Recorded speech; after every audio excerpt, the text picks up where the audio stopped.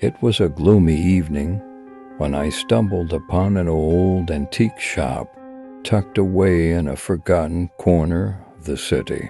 The sign above the entrance read Curiosities and Oddities, and the place exuded an eerie charm that drew me inside.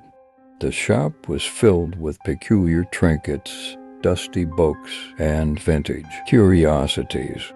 The shopkeeper, an elderly man with piercing, knowing eyes, noticed my interest and offered me a deal. He explained that the key was said to unlock the door to a long-abandoned restaurant just a few blocks away. The restaurant, he told me, had been closed for decades, and its history was shrouded in mystery and tragedy.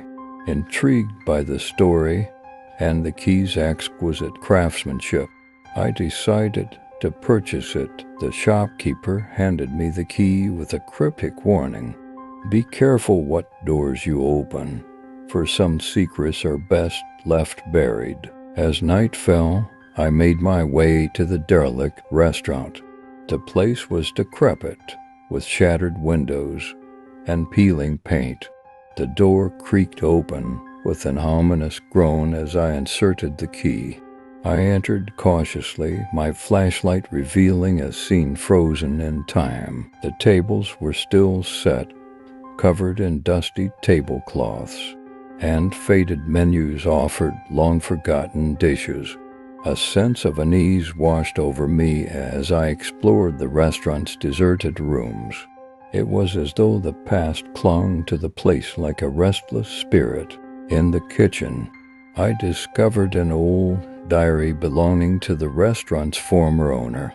The diary chronicled the restaurant's rise to fame and the subsequent fall, culminating in a tragic fire that claimed the lives of several patrons and staff. The owner wrote of strange occurrences leading up to the fire, mysterious whispers, unexplained cold spots, and the feeling of being watched. As I read, the temperature in the room dropped suddenly, and the shadows seemed to come to life. I could hear faint whispers and the distant clinking of silverware. Panic surged through me as I realized I was not alone. I hurried out of the kitchen and back into the dining area, where the tables were now set for a meal. A spectral figure, dressed in the attire of the restaurant's heyday, stood at the head of the room, its eyes, hollow and filled with sorrow, locked onto mine. In a voice that seemed to echo from beyond, the apparition spoke. You should not have opened the door, for now you must bear witness to the tragedy that unfolded here. The room filled with ghostly apparitions, patrons frozen in the throes of their final meal. They stared at me with accusing eyes, their voices merging into a haunting chorus. The temperature plummeted, and the spectral figures closed in. Terrified, I fumbled for the key and made a desperate dash for the exit. The apparitions pursued me, their wails and cries echoing in my ears.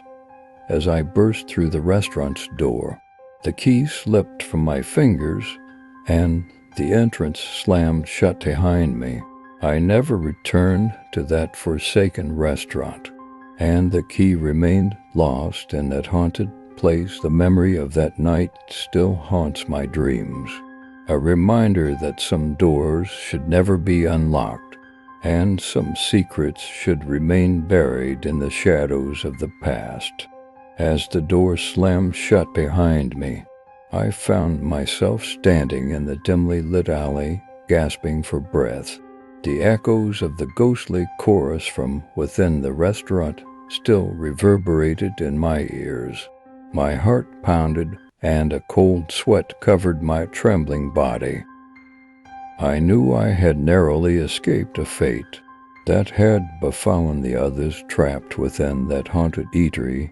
The key, now lost inside, seemed to mock me from beyond the door, It was a grim reminder of the consequences of my curiosity. For weeks after that chilling encounter, I couldn't shake the feeling that the spirits of the restaurant were still with me, watching, waiting.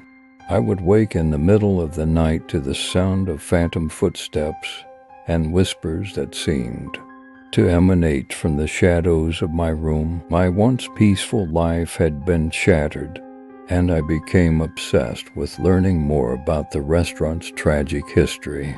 I delved into old newspaper archives, seeking any information that could shed light on the restless souls that still haunted my nightmares. One evening, as I sifted through the dusty pages of a long-forgotten article, I stumbled upon a revelation.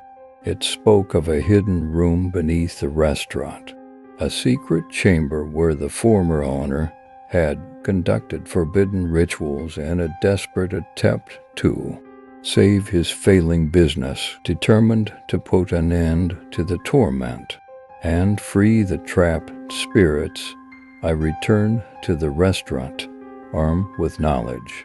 I located the hidden entrance to the underground chamber. The air grew colder as I descended into the darkness, a foreboding feeling gnawing at my insides. In the hidden chamber, I found an ancient book, its pages filled with incantations and symbols. The book, it seemed, held the key to releasing the tormented spirits. With trembling hands, I recited the incantation, and a blinding light enveloped the room. The spectral figures, once bound to the restaurant, began to fade away, their anguished cries turning into whispers of gratitude. As the last ghostly presence dissipated, a sense of peace washed over the restaurant for the first time in decades. But as I emerged from the underground chamber, I realized that I had inadvertently bound myself to the spirits, becoming a guardian of their tragic story.